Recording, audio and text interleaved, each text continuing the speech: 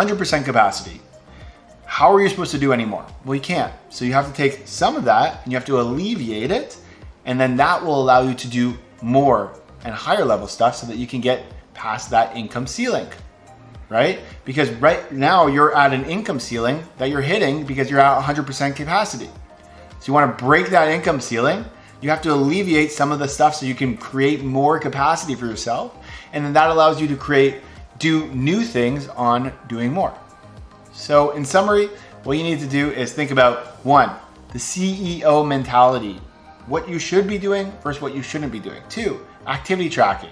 Track what you're doing. Get some reflection going on. See what's actually you're doing on a day-to-day basis from hour by hour. If you're finishing the day and you're like, what did I even do today? That's not a good sign. That doesn't mean that you did good. That means you're busy and you're not even purposefully going through your day of what you should be accomplishing to get to your goals.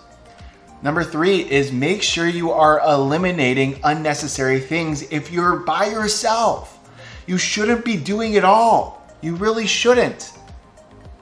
You should be doing the necessary things, which brings me to number 4. Double down on the things that are getting you the best results and cut back on the things that are just taking you away from them, right?